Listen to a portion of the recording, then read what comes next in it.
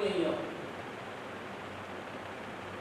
لیکن بہرکیف سادہ مسلمانوں کو تو ان کے جواب نہیں آتے۔ ایک پڑھا لکھا مسلمان کو بتا سکتا ہے کہ آپ کی یہ بات غلط ہے، بات ایسے نہیں ایسے، لیکن عام آدمی بس اوقات ان کے شکنجے میں پھنس جاتا ہے اور نتیجہ پھر وہ اسلام سے، مسلمانوں سے، علماء سے بیزار ہو جاتا ہے۔ تو ان اعتراضات میں سے ایک اعتراض وراثت کے مسائل پر بھی، مثلا ان کا ایک اعتراض ہے کہ اسلام میں عورتوں کے ساتھ بڑی زیادتی ہوتی ہے۔ دیکھیے اگر کوئی حصہ کھاتا ہے تو اسلام نے کہیں حصہ کھانے کا نہیں کہا،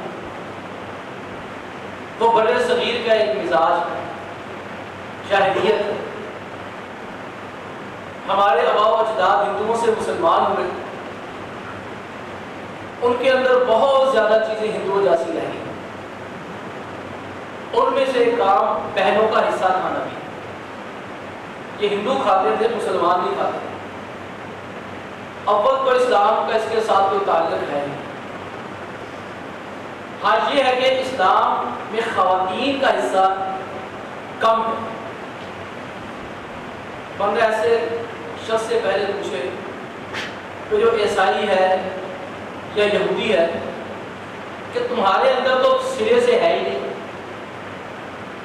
تم اعتراض تب کرو جب تمہاری کتابوں کے اندر خواتین کا حصہ ہو، جب تمہاری اپنی کتابوں کے اندر خواتین کو شیطان، جادوگرنیاں، پاؤں کی جوتیاں کہا گیا ہے، تو تمہارے منہ سے یہ لفظ اچھا نہیں لگتا کہ اگر اسلام نے برابر کا نہیں دیا تو آدھا تو دیا ہے۔ لیکن یہ بات بھی مکمل طور پر غلط ہے۔ بعض معاملات ایسے ہیں جہاں خواتین کا کم حصہ ہے، اور بعض معاملات میں خواتین کو مردوں سے زیادہ بھی مل جاتا ہے، اور جن معاملات میں اللہ رب العالمین نے خواتین کا حصہ الگ سے تھوڑا رکھا ہوا ہے، آدھا رکھا ہوا ہے یا اس سے تھوڑا رکھا ہوا ہے، اس کی بنیادی وجہ یہ ہے کہ کبھی کوئی ماں، کوئی بیٹی، کوئی بیوی یہ کفالت نہیں کرتی، یہ حصہ لے لیتے ہیں، اللہ نے دیا ہوا ہے، دینا ہے، لازماً دینا ہے، لیکن کبھی بیٹی کے اوپر ماں باپ کی کفالت کا بوجھ نہیں ہوتا۔ اللہ تعالیٰ نے جن لوگوں کو حصے زیادہ دیے ہیں، کفالت کا بوجھ بھی انہی کے اوپر سارا ڈالا ہوا ہے۔ اللہ فرماتے لا تدرون ایہم اقرب لکم نفعا۔ اللہ تعالیٰ کے وراثت کے مسائل میں پوری ایک آیت ذکر کر رہے ہیں، حصے متعین کر دیے، اور ساتھ ہی اللہ نے فرمایا تمہیں نہیں پتا کہ فائدے کے اعتبار سے کون زیادہ اچھا ہے، کون تمہیں زیادہ فائدہ دے گا، تمہیں نہیں پتا، اللہ کو پتا ہے۔ تو جن کے حصے زیادہ ہیں ان کے اوپر کفالت کا بوجھ بھی ہے، لیکن عورتوں کا حصہ کبھی آدھا بھی ہوتا ہے۔ یوصیکم اللہ فی اولادکم للذکر مثل حظ الانثیین۔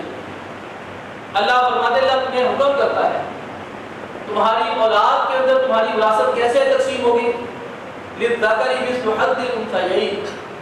اللہ فرماتے ہیں بیٹی کو سنگل لینا ہے اور بندے کو ڈبل لینا ہے، بیٹا ڈبل لے گا۔ فیکن یہ ایک وہ شکل ہے جہاں مردوں کا حصہ ڈبل ہے، بچی کا حصہ کیا ہے، وہ آدھا ہے۔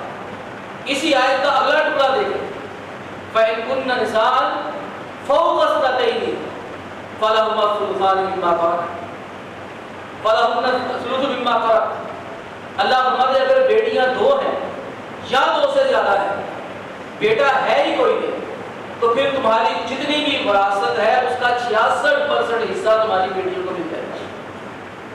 دیکھیں ایک شکل بنتی ہے جہاں بیٹی کو مرد سے، شوہر سے جو ہے وہ بھائی سے آدھا ملتا ہے لڑکی کو، لیکن اگر بھائی نہ ہو، بچے کا والد ہو، بچے کی ماں ہو، اس کی بیوی ہو، بیوہ جسے کہتے ہیں، یا اس کے بہن بھائی ہو، تو ایسی شکل میں دوسری شکل بنتی ہے کہ بیٹی کو زیادہ مل جاتا ہے خاتون ہونے کی حیثیت کے باوجود۔ اور کبھی کبھار ایسی شکیں بھی نکل آتی ہیں کہ عورت کو مرد کے برابر مل جاتا ہے۔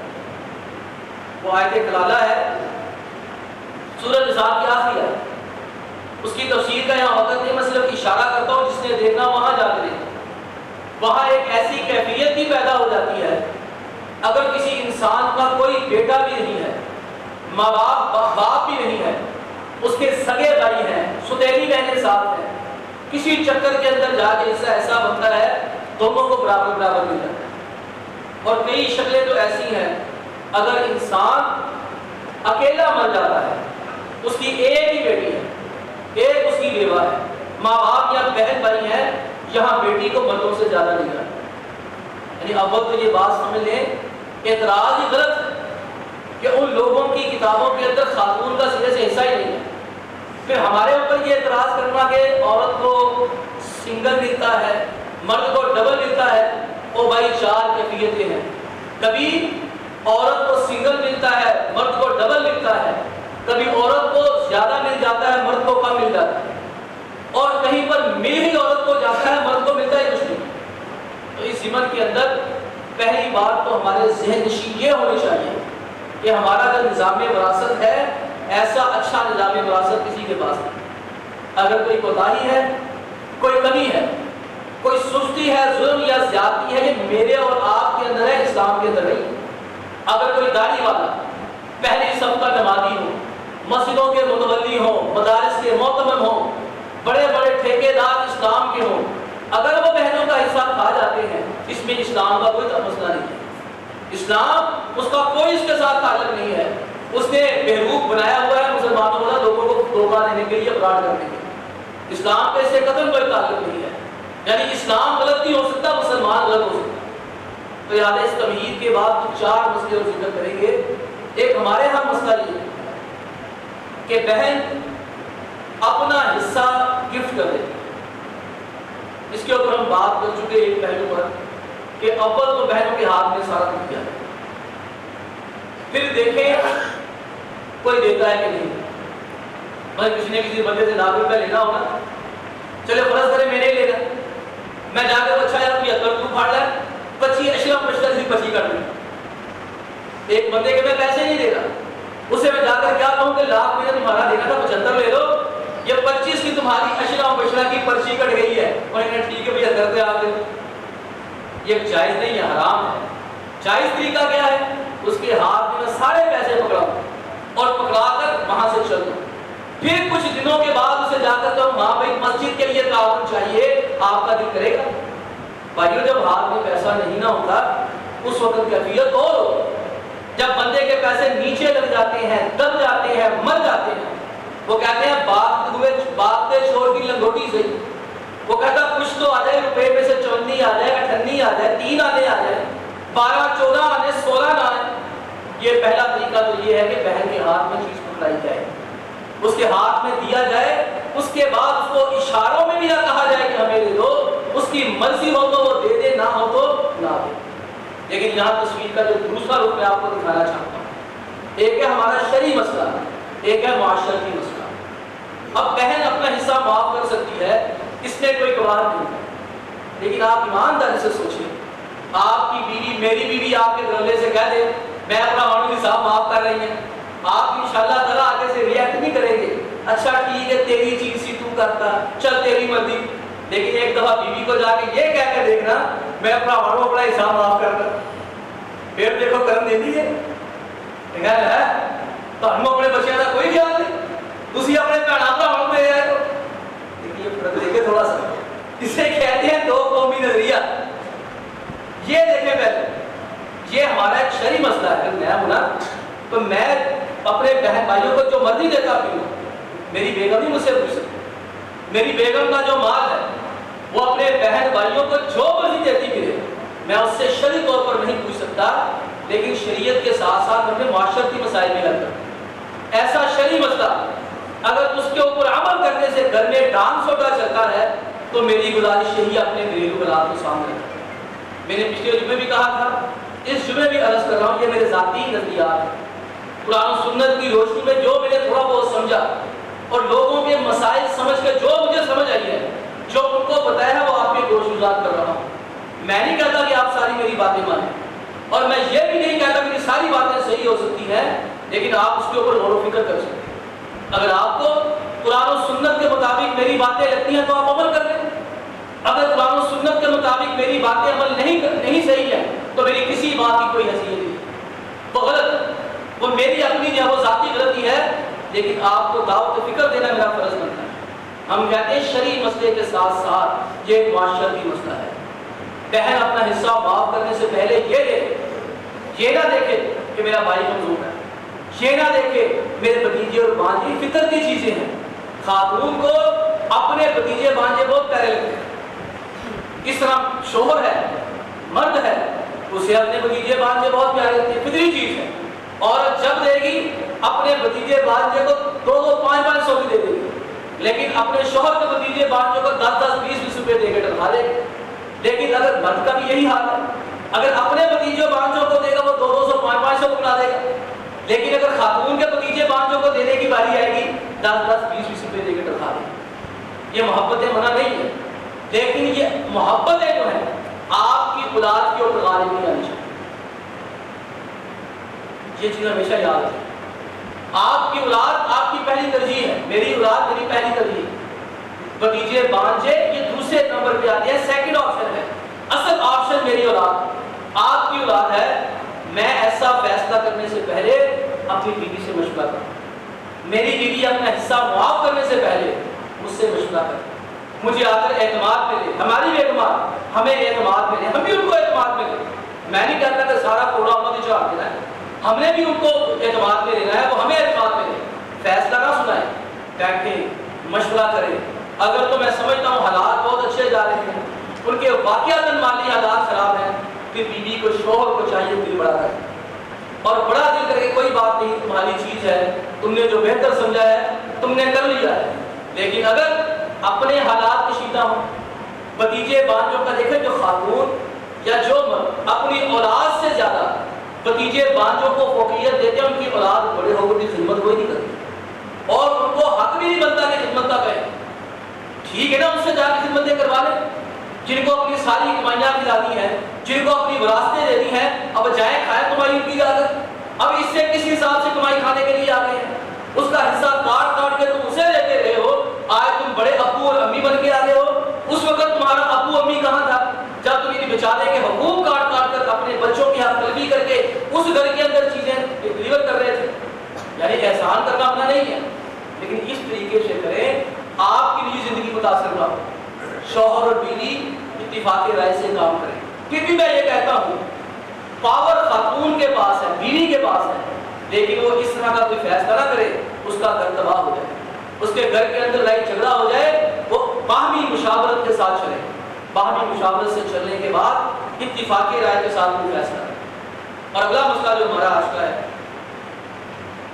اسلام نے گزشتہ جمعے کہا کہ بڑا بھائی وراثت پہ قبضے کر لیتا ہے. دیکھیں تصویر کے دونوں رخ موجود ہیں.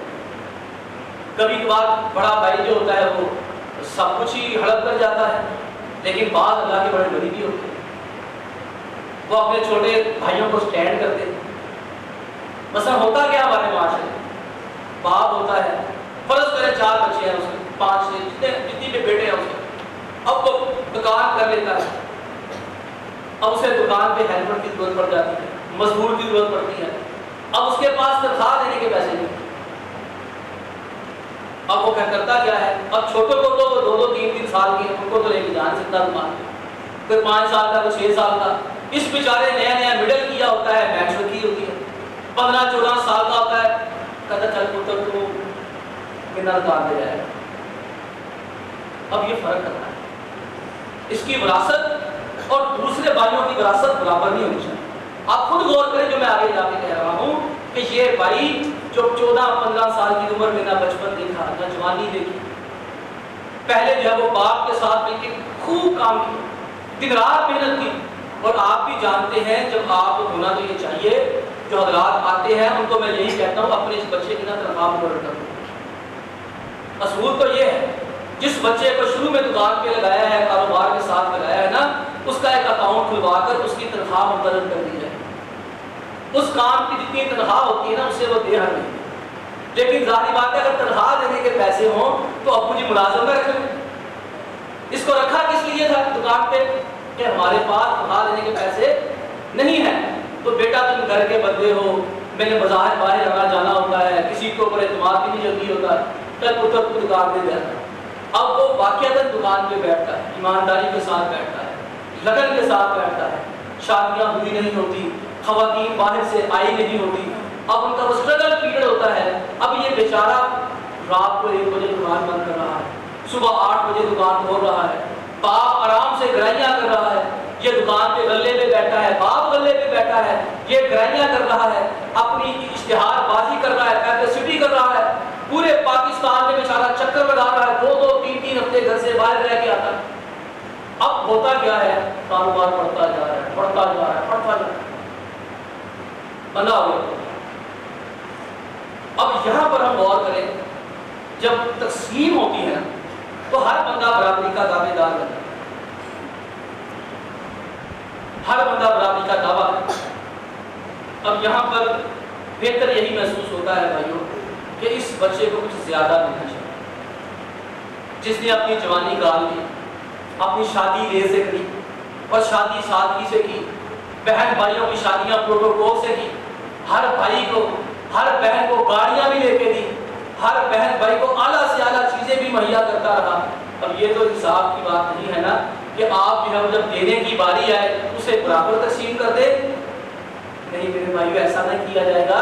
واللہ تعالی بالصواب. صحیح بات یہی ہے اس کا حق الخدمت نکالا جائے گا, کاروبار کا حق اس کا نکالا جائے گا, اور اس کا کاروبار کا کتنا حق نکالا جائے گا اس کی 2 قسمیں ہیں. یا تو اس کو اتنے سالوں کی تنخواہ دے, ٹھیک ٹھاک بن جائے, 10 15 20 سال جتنے اس نے لائے ہیں اتنے سالوں کی پتہ کرو اس مارکیٹ کے اندر جو بندہ یہ ملازمت کرتا رہا اتنے گھنٹوں کی تنخواہ دی, یہاں تو اسے یکمشت یا جیسے بھی اتفاق اتنے سالوں کی تنخواہ دے. اگر اتنے سالوں کی تنخواہ دینی نہیں چاہتے, اس کی دوسری شکل یہ ہے اس کاروبار کے جو جاننے والے ہیں نا مارکیٹ کے بندے کو بیٹھے. بات یاد رکھیں میری, اگر آپ کو سمجھ آ جائے نا, کبھی مفتی کے پاس اپنے مسئلے نہ لے کے جائے, اچھی بات نہیں. آپ نگاہوں سے گر جاتے ہیں, مفتی رازدان ہوتا ہے, لیکن جو بندہ ہاتھ مارنے والا ہوتا ہے نا وہ مفتی کی نگاہوں سے گر جاتا ہے. مفتی اس سے چکنا ہو جاتا ہے, میں کو بچ گیا نا, یہ اپنے جمعدار نہیں پڑے نا, پہن پورا ہوتا نہیں پڑے نا, میرا تو بندہ وہ بیدار ہو جاتا ہے. خدا کے لیے مسئلے اپنے گھروں کے اندر سمیٹا کرے. عقل مند لوگ جو ہوتے ہیں نا وہ اپنی لڑائی جھگڑے مسئلے گھروں کے اندر اپنے کمرے میں بیٹھ کے ساتھ والے کمرے میں آواز نہیں جانے دیتے, اور جو بیوقوف ہوتے ہیں وہ ہر جگہ جا کے بات کر کے اپنے آپ کو ذلیل کرواتے ہیں. اور خدا کے بندو تمہیں کیا ہو گیا ہے, یہ وراثت کے مسئلے جو مشکل ہیں چٹکی بجاتے حل ہو جاتے ہیں. لاؤ میرے پاس جمعے کے بعد بڑے سے بڑا مسئلہ 2 منٹ کے اندر میں حل نہ کر کے دکھاؤں, ایک پیسے کی تقسیم نہ کر کے دکھاؤں.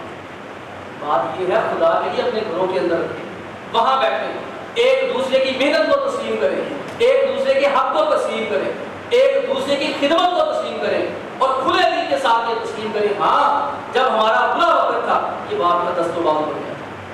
ایک ہوتا ہے ڈوبتے ہوئے کاروبار میں شریک ہوا ہے باپ کے ساتھ, اور ایک جب کام چل گیا, دکانیں بن گئی, فیکٹریاں بن گئی, ملیں بن گئی, پھر باپ کے ساتھ کاروبار میں آئے ہیں, دونوں کا حق برابر نہیں ہو سکتا.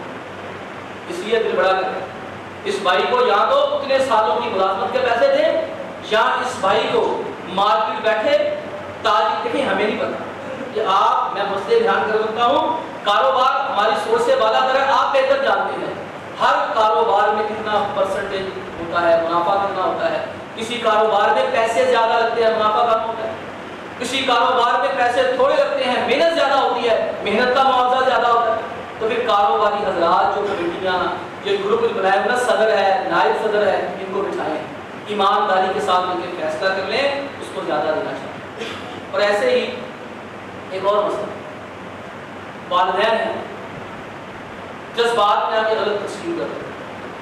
دیکھیں بیٹا زیادتی کرے یا صحیح کرے, کوئی اس کو حق سے جدا نہیں کرتا, وہ اس کا اپنا ذاتی مسئلہ ہے, وہ ماں باپ کے ساتھ صحیح ہے یا غلط ہے یہ دوسری بات ہے, اس کا بھگتان اس کے اوپر.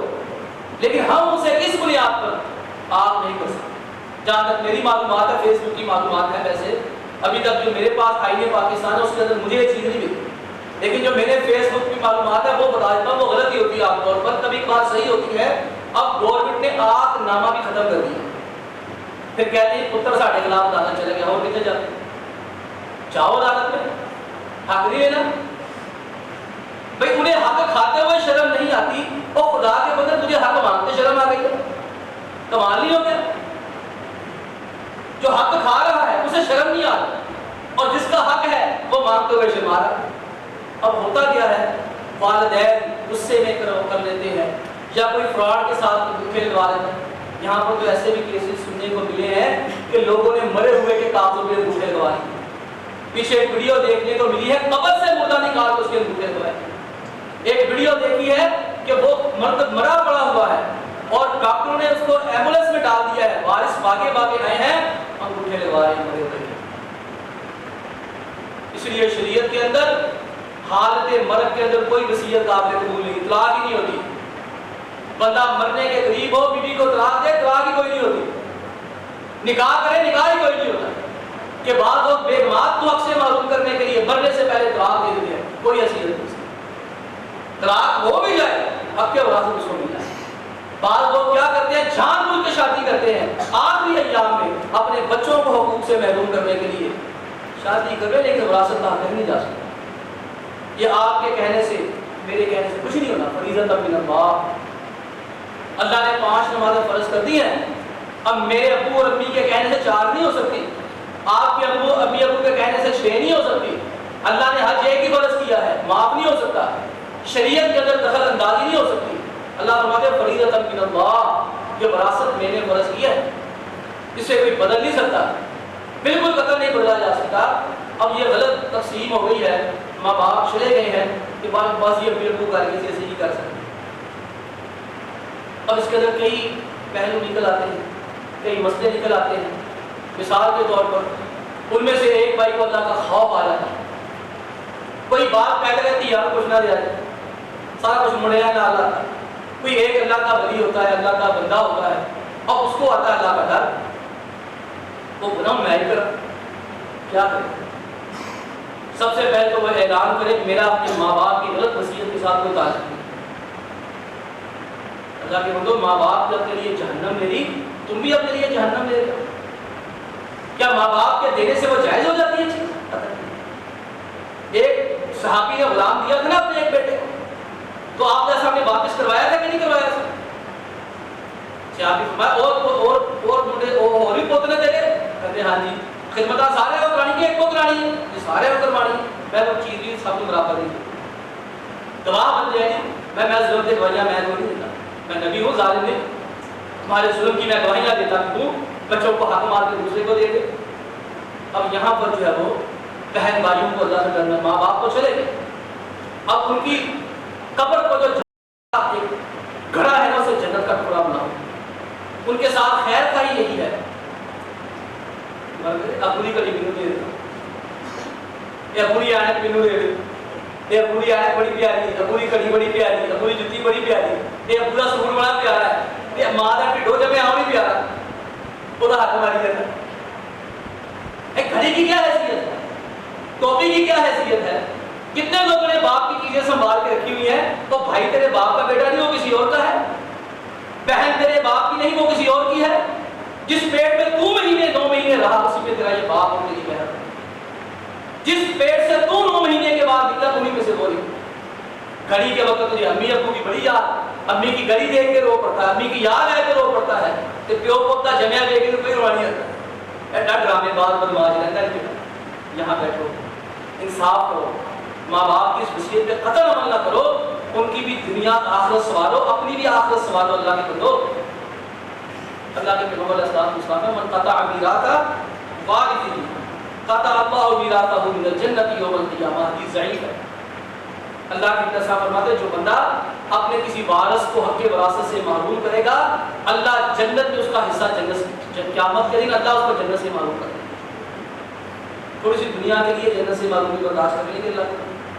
یہ مشہور ہے بندہ عبداللہ چکرانی، یہ منکر حدیث کا بہت بڑا، بلکہ تھا یہ برے صغیر کے اندر اسی انسان نے جو ہے وہ سب سے پہلے جو ہے وہ یہ کام خراب کیے، احادیث کا انکار کیا، اسی سے آگے کام چلا. تو یہ دولہا اس کی ٹانگیں نہیں تھی، تو لنگڑا تھا. دولہا کیا کہتے ہیں مجھے نہیں آتا، وہ دونوں ٹانگیں اس کی نہیں تھی، اور ہر وقت یہ نا تخت کے اوپر بیٹھا رہتا، ٹیک لگایا رہتا، اور روٹی بہت زیادہ تھا اور متکبر ہو. اس کے بیٹے تھے مولانا ابراہیم، مولوی ابراہیم صاحب، یہ اہل حدیث تھا پہلے سے. یہ بات یاد رکھیں، چاہے میں اہل حدیث میں کہہ دیتا ہوں، اس کے بعد بھائی گمراہی اس کے آگے کچھ نہیں، اس کے آگے یہ فل سٹاپ ہے. اس کے آگے جو گیا وہ گمراہی ہے، وہ دین سے بھی گیا. اس کے آگے کچھ نہیں، اس کے پیچھے پیچھے یہ جو کچھ ہے. جو اس کے آگے بھی کوئی چیز تلاش کرتا ہے نا، وہ سمجھے وہ قادیانی بنے گا، مرتد بنے گا، رافضی بنے گا، دشمن صحابہ بنے گا. اس سے پیچھے کچھ نہیں، آگے کچھ نہیں. یہی سٹاپ لگتا ہے تو ٹھیک ہے، مگر نہ کچھ نہیں. یہ پہلے اہل حدیث یہ کینیا والی مسجد میں جمعہ بھی پڑھاتا، جہاں تک مجھے جانا 4 فٹ کا. تو بہرحال تیز بڑا تھا، متکبر بڑا تھا، ٹانگیں اس کی نہیں تھی. گاؤں تکیے پہ ٹیک لگا کے بیٹھتا، روٹی بہت کھاتا تھا. اس کے بیٹے تھے ابراہیم، جس کی ڈٹ کے مخالفت کرتے تھے اور کہا کرتے تھے میرا والد غلط تھا، یہ حدیثوں کا انکار کرنے والا. ایک دن یہ اپنی مجلس میں بیٹھا ہوا، جس کے بیٹے کو پتا چلا کہ والد صاحب نے مجھے میری وراثت سے آگ کر دیا ہے، میرا حق وراثت مجھ سے چھین لیا ہے، وصیت کر دی ہے کہ میرے بعد میرے بیٹے کو کچھ نہیں دیا جائے گا. یہ اپنے والد کے پاس گیا، مولوی ابراہیم گئے، اور وہاں جا کر جو ہے وہ اپنے والد کو کہا ابو جی مجھے پتا چلا ہے آپ نے مجھے وراثت سے محروم کر دیا ہے. میں آپ کو اللہ کے نبی علیہ السلام کا فرمان سنانے آیا. اللہ کے نبی علیہ السلام کا فرمان من قطع میراث وارثہ، جو بندہ اپنے وارث کو میراث سے، حق وراثت سے محروم کرے گا، قطع اللہ میراثہ من الجنۃ یوم القیامہ، قیامت کے دن اللہ تعالیٰ اس کا جنت سے حصہ کاٹ دے. اب یہ بندہ تکیے پہ ٹیک لگا کے بیٹھا ہوا، متکبر قسم کا آدمی، روٹی بہت کھانے والا، ٹانگیں بھی اس کی نہیں تھی، پلنگ پہ بیٹھا ہوا تھا. چالے چالے میرے حدیث دا بغا میرے قرآن کی کوئی آیت ہوگا، میں حدیثہ کو سامانتا ہے. اللہ، ان کے بیٹے ابراہیم وہیں پہ چکنے ہو گئے. کہتے ابا جی پہلے تو مجھے شک تھا کہ آپ گمراہ ہیں، آپ کو مجھے یقین. کہتے ہیں اس لیے اللہ کے نبی علیہ السلام کا فرمان ہے، آپ فرمایا میرے صحابہ قیامت سے پہلے وقت آئے گا، یوشکو قریب ایک وقت آئے گا، یتقی الرجل، ایک آدمی علی عریقتہ، ایک آدمی پلنگ پہ بیٹھا ہوگا، ٹیک لگائی ہوئی ہوگی، متکبر قسم کا آدمی ہوگا، اور اس کے پاس میری احادیث پہ روٹی بہت کھائے گا، اور میرے پاس اس کی احادیث میں سے کوئی حدیث آئے گی اور چلو چل میں نہیں مانتا کہ قرآن کی آیت کیا ہے. جناب مجھے یقین ہو گیا آپ وہی بندے. پھر اس نے کہا وہی منظر ہے جو پیارے پیغمبر علیہ السلام نے 13 سال پہلے ارشاد فرمایا تھا کہ ایک بندہ تکیے پہ ٹیک لگا کے بیٹھا ہوگا، روٹی بہت کھاتا ہوگا، متکبر قسم کا فرمایا بندہ ہوگا، اس کے پاس میری حدیث آئے گی، آگے سے کہا چل چل میں نہیں حدیث مانتا میں قرآن کی آیت تھا، اب تو مجھے پکا یقین ہوگا تو ہی ہوتا ہے. تو بھائیو عزیزو گزارش آپ کی یہی ہے، اپنے مالی معاملہ ٹھیک کرو، چاہے وراثت کے ہیں چاہے دوسرے. کسی کا حق ہمارا ہے نا تو واپس کرو، یہاں سارا کچھ چل جائے وہاں کچھ نہیں چلے. اور اگر نہیں دے سکتے، اللہ تعالیٰ نے کوئی سزا دے دیا کھانے کی وجہ سے، تو اس بندے کے ساتھ جا کے ہم معافی تلافی کریں، اس کے پیر پکڑ یہی معاف کروا دیں. اور یاد رکھیں کفن کی جیب میں کہ جس لوگوں نے حق کھائے ہیں نا، زمینیں کھائی، بہن بھائیوں کے یا کسی کے بھی، ان کی قبریں جا کے دیکھ لیں قبروں میں کتنی وراثت دے گئے. اس نے بڑا میرا جملہ کہا تھا نا، مہیا گرچہ سب اسباب ملکی اور مالی تھے، مہیا گرچہ سب اسباب ملکی اور مالی تھے، سکندر جب دنیا سے گیا دونوں ہاتھ خالی تھے، کچھ نہیں پاس. اس لیے گزارش یہی ہے ہم اپنے مالی معاملات کلیئر کریں. اللہ سے دعا ہے کہ اللہ تعالیٰ مجھے بھی ظالم بننے سے بچائے اور ہم سب کو ظالم بننے سے بچائے، اور اللہ ہمیں مظلوم بننے سے بھی بچائے. وآخر دعوانا الحمد للہ رب العالمین.